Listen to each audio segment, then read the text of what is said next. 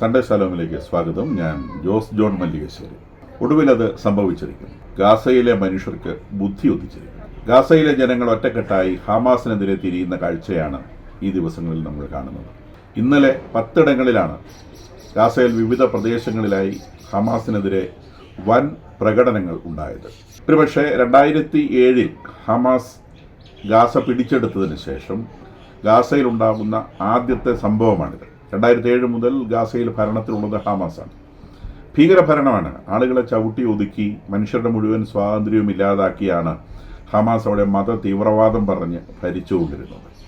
മനുഷ്യരെ സ്വർഗത്തെപ്പറ്റി പറഞ്ഞ് പ്രലോഭിപ്പിച്ചുകൊണ്ടും സ്വർഗത്തിൽ കിട്ടാവുന്ന വലിയ വലിയ കാര്യങ്ങളെക്കുറിച്ച് പഠിപ്പിച്ചുകൊണ്ടും മനുഷ്യരെ ജീവൻ കുരുതി കൊടുത്ത് ഹമാസിൻ്റെ ഭീകരപ്രവർത്തകർ തിന്നു കൊഴുത്ത് ജീവിച്ചിരുന്നത് തങ്ങളുടെ ചോര കൊണ്ടാണെന്ന് പാലസ്തീനികൾ തിരിച്ചറിഞ്ഞത് ഇന്നലെയാണെന്ന് വേണം വിചാരിക്കാൻ. ഇന്നലെയാണ് 2007 ശേഷം ആദ്യമായി ഹമാസ് ഭീകരർക്കെതിരെ പാലസ്തീനികൾ ഒന്നിച്ച് എതിർക്കാനായി തെരുവിറങ്ങിയത്. നമ്മളിത് കഴിഞ്ഞതിന് മുമ്പിലത്തെ വീഡിയോയിൽ പ്രഡിക്റ്റ് ചെയ്തിരുന്നു. കാരണം ഹമാസിൻ്റെ ഇൻറ്റേർണൽ സെക്യൂരിറ്റി ചീഫുകൾ 2 പേരും പ്രമുഖരായിട്ടുള്ള 2 പേരും വധിക്കപ്പെട്ടിരുന്നു. ഇൻറ്റേർണൽ സെക്യൂരിറ്റിക്ക് രണ്ട് വിങ്സ് ആണുള്ളത്. ഒരു പോലീസിംഗ് വിങ് ഉണ്ട്, പിന്നെ ഒരു മിലിറ്ററി വിങ് ഉണ്ട്. ഇൻറ്റേർണൽ സെക്യൂരിറ്റിക്ക് തന്നെ ഒരു പോലീസിംഗ് വിങ് ഉണ്ട്, ഒരു മിലിറ്ററി വിങ് ഉണ്ട്. ഇതിൻ്റെ രണ്ടിൻ്റെയും ചീഫുമാർ ഈ മാർച്ച് 19 ശേഷം വെടിനിർത്തലിന് ശേഷം ആരംഭിച്ച രണ്ടാമത്തെ ബോംബിങ്ങിൽ ആ 2 പേരും കൊല്ലപ്പെട്ടിരുന്നു. ഇസ്രായേലിൻ്റെ കണക്കനുസരിച്ച് ഈ രണ്ടാമത്തെ ബോംബിങ്ങിൽ ഏകദേശം 827 ആളുകളാണ് ഇന്നലെ വരെ മരിച്ചിട്ടുള്ളത്. ആ 827 ആളുകളിൽ 250 ചില്ലുവാൻ ആളുകൾ ഹമാസ് ഭീകരരാണ്. ആ ഹമാസ് ഭീകരരുടെ കൂട്ടത്തിൽ തന്നെ 15ഓളം ഏറ്റവും ടോപ്പ് ലീഡേഴ്സ്, അവരുടെ ഇൻറ്റേർണലായിട്ടുള്ള ഹമാസ് ഭരണം നിയന്ത്രിക്കുന്ന ടോപ്പ് ലീഡേഴ്സ് ഇതിനകത്ത് കൊല്ലപ്പെട്ടിട്ടുണ്ട്. അപ്പോൾ ഹമാസിൻ്റെ ഇൻറ്റേർണലായിട്ടുള്ള പിടി, അതായത് അവിടെയുള്ള പാലസ്തീനികളുടെ മേലെയുള്ള ഹമാസിൻ്റെ പിടി പരിപൂർണമായും അയഞ്ഞു പോയിരുന്നു. ഇത് നമ്മൾ കഴിഞ്ഞ വീഡിയോയിൽ സൂചിപ്പിച്ച കാര്യമാണ്. അങ്ങനെ ഹമാസിൻ്റെ പിടി അവരുടെ മേലെ നിന്ന് അയഞ്ഞു പോയതോടെ അവർക്ക് ധൈര്യം വെക്കുകയും അവർക്ക് പ്രതികരിക്കാനുള്ള ധൈര്യം ഉണ്ടാവുകയും ചെയ്യും. ആ ധൈര്യത്തിൻ്റെ പുറത്താണ് ഇന്നലെ 10 സ്ഥലങ്ങളിൽ സാധാരണ ജനങ്ങളെ ഹമാസിനെ ഭീകരവാദികളെന്ന് വിളിച്ചുകൊണ്ട്, ടെററിസ്റ്റുകളെന്ന് വിളിച്ചുകൊണ്ടാണ് അവർ പ്രകടനം നടത്തിയത്. അപ്പോൾ ഹമാസിനെ ടെററിസ്റ്റുകളെന്ന് വിളിക്കുന്നത് നമ്മളല്ല, ഹമാസിനെ ടെററിസ്റ്റുകളെന്ന് വിളിക്കുന്നത് ഇസ്രായേലല്ല, ഹമാസിനെ ടെററിസ്റ്റുകളെന്ന് വിളിക്കുന്നത് വെസ്റ്റേൺ വേൾഡല്ല, ഹമാസിനെ ടെററിസ്റ്റുകൾ വിളിക്കുന്ന റെസ്റ്റ് മുസ്ലിം വേൾഡും അല്ല. ടെററിസ്റ്റ് എന്ന് വിളിക്കുന്ന പാലസ്തീനികൾ തന്നെയാണ്. പാലസ്തീനികൾ ഹമാസിൻ്റെ മുഖത്ത് നോക്കി ടെററിസ്റ്റുകളെന്നും ചോരക്കുതിയന്മാരെന്നും വിളിക്കുന്നു. ഞങ്ങളുടെ ചോര കൊണ്ട് തിന്നു കൊഴുക്കുന്നവരെന്ന് വിളിച്ചുകൊണ്ടാണ് അവർ പ്രകടനം നടത്തിയതെന്നാണ് BBC അടക്കം റിപ്പോർട്ട് ചെയ്തത്. BBC ഒക്കെ ലേറ്റായിട്ടാണ് റിപ്പോർട്ട് ചെയ്തത്. അൽ ജസീറ ഇതുവരെ ഇത് കണ്ടതായിട്ട് ഭാവിച്ചിട്ടില്ല. അവിടെ ഒരു കോഴിക്കോട്ടുമായിട്ടാൽ പോലും അറിയുന്ന അൽ ജസീറ ഇതുവരെ ഈ കാര്യം അറിഞ്ഞിട്ടില്ല. ബാക്കിയുള്ള എല്ലാ മീഡിയകളും ഇത് പബ്ലിഷ് ചെയ്ത് കഴിഞ്ഞു. ഇന്നലെ രാവിലെ മുതൽ പിന്നെ മീഡിയയിൽ വരുന്നുണ്ട്. ഏകദേശം 10 മണിയൊക്കെ ആയപ്പോഴത്തേക്കും തന്നെ മീഡിയയിൽ വന്നു തുടങ്ങിയിട്ടുണ്ട് ഈ സംഗതിയെക്കുറിച്ച്. അപ്പോൾ ഇവരെ വിളിക്കുന്ന അഡ്രസ്സ് ചെയ്യുന്നത് ചോരക്കുതിയന്മാർ, ടെററിസ്റ്റുകൾ എന്നൊക്കെയാണ്. അപ്പോൾ അവർ പറയുന്നത്, നിങ്ങൾ ഈ റബിളിൻ്റെ അടിയിൽ നോക്കൂ, ഈ അടിഞ്ഞു കിടക്കുന്ന ഈ കെട്ടിടങ്ങൾ നശിച്ച് കിടക്കുന്ന റബിളിൻ്റെ അടിയിൽ നോക്കൂ, അതിൻ്റെ അടിയിൽ നിന്ന് ചോരയുടെ നിലവിളി നിങ്ങൾക്ക് കേൾക്കാം.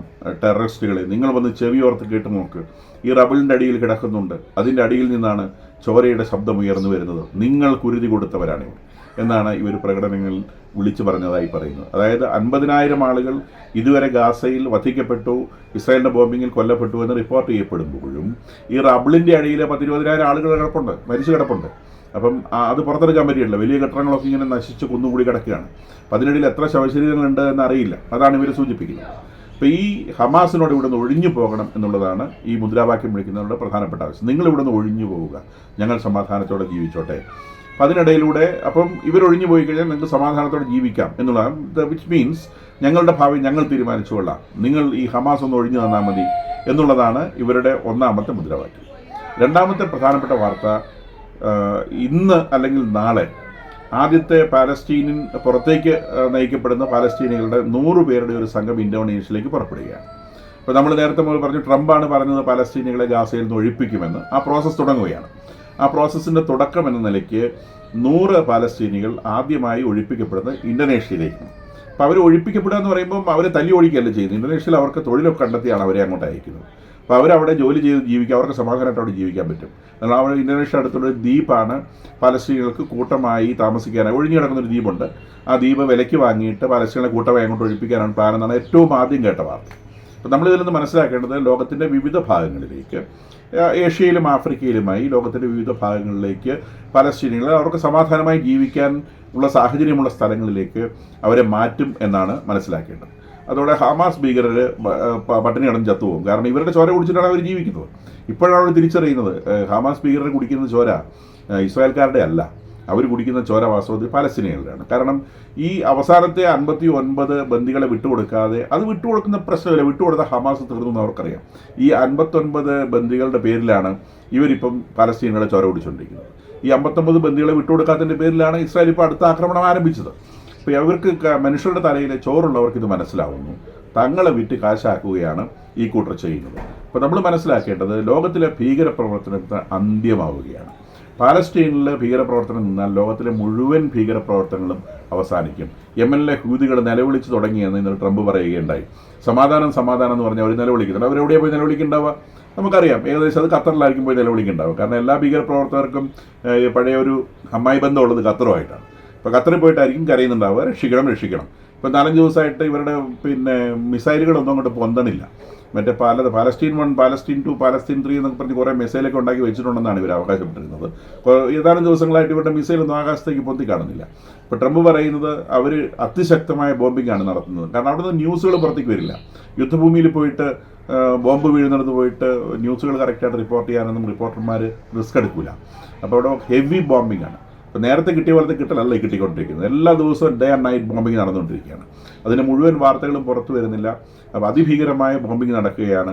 അതുകൊണ്ട് തന്നെ ഹൂത്തികൾ സമാധാനം സമാധാനം എന്ന് പറഞ്ഞ് നിലവിളിച്ചോടുകയാണെന്നാണ് ട്രംപ് ഇന്നലെ മാധ്യമങ്ങളോട് പറഞ്ഞിട്ടുള്ളത്.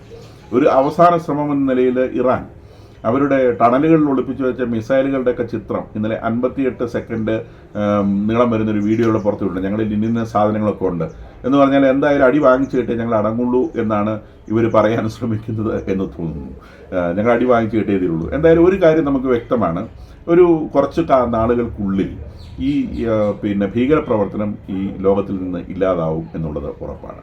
അത് ഒരുപാട് പേരുടെ ജീവൻ കുരുതി കൊടുക്കേണ്ടി വന്നു എന്നുള്ളത് വാസ്തവമാണ്. പക്ഷേ പതിയെ പതിയെ വളർന്നു വന്ന ഇസ്ലാമിക് ടെററിസം അതിൻ്റെ ഡിക്ലൈനിങ് സ്റ്റേജിലാണ് ഇപ്പോൾ കാണുന്നത്. ആ ഡിക്ലൈനിങ് സ്റ്റേജിൽ നിന്ന് അതൊരു സീസേഷൻ, അതൊരു ഇല്ലാത്ത അവസ്ഥയിലേക്ക് ആയിപ്പോവും എന്ന് വേണം വിചാരിക്കാൻ. അതിനിടയിലൂടെ ഖമനേയി ജെറുസലേം ഡേ ആചരിക്കാൻ വേണ്ടി പറഞ്ഞു. എന്താണ് ഈ ജെറുസലേം ഡേ എന്നറിയാമോ? 1979 ഇസ്ലാമിക ഭീകരവാദികൾ ഇറാനിലെ ഷായെ അട്ടിമറിച്ച് ഭരണം പിടിച്ചെടുത്ത സമയത്ത് അവരുടെ പ്രഖ്യാപനം നടത്തിയിരുന്നു. അത് നോയമ്പിൻ്റെ, ഇവരുടെ ഈ മുസ്ലിം നോയമ്പിൻ്റെ 4ാമത്തെ വെള്ളിയാഴ്ച ഇസ്രായേലിൻ്റെ അനിലേഷണം, ഇസ്രായേലിനെ ഭൂമുഖത്ത് തുടച്ചു നീക്കുന്നതുമായി ബന്ധപ്പെട്ട് ഒരു ദിവസം ആചരിക്കണം. ആ ദിവസത്തിൻ്റെ പേരാണ് ക്വഡ്സ് ഡേ ഓർ ജെറുസലേം ഡേ. അത് അറബിക് വേർഡാണ്. അപ്പോൾ അതിന് ഇംഗ്ലീഷിൽ ജെറുസലേം ഡേ എന്നാണ് അവർ വിളിക്കുന്നത്. ആ ജെറുസലേം ഡേ ആചരിക്കണമെന്ന് ഇപ്രാവശ്യവും ഖമനേയി പറഞ്ഞിട്ടുണ്ട്. അതായത് ഭൂമുഖത്ത് നിന്ന് ഇസ്രായേലിനെ തുടച്ചു നീക്കുന്ന ആ ദിവസം ആചരിക്കണമെന്നുള്ളതാണ്. അപ്പോൾ ഇസ്രായേലാണോ തുടച്ചു നീക്കപ്പെടാൻ പോകുന്നത്, ഇറാനാണോ തുടച്ചു നീക്കപ്പെടാൻ പോകുന്നത് എന്നുള്ളത് നമുക്ക് കണ്ടറിയേണ്ട സംഗതിയാണ്. എന്തായാലും ഈ അറബ് ലോകം വല്ലാതെ മാറിക്കൊണ്ടിരിക്കുകയാണ്. ഹറാം ഹലാൽ എന്നുള്ള ടേമൊക്കെ സൗദി അറേബ്യയിൽ ബാൻ ചെയ്ത് കഴിഞ്ഞു. അവിടെ അങ്ങനത്തെ ടേമൊന്നും ഉപയോഗിക്കാൻ പാടില്ല. ഇവരുടെ മക്ക ഉള്ള തലസ്ഥാനമാണ്. അപ്പോൾ തലസ്ഥാനത്ത് അപ്പോൾ ഇസ്ലാമിക തീവ്രവാദികളുടെ നെഞ്ചിൽ തീ കോരിയിടുന്ന പ്രഖ്യാപനങ്ങളൊക്കെയാണ് വന്നുകൊണ്ടിരിക്കുന്നത്.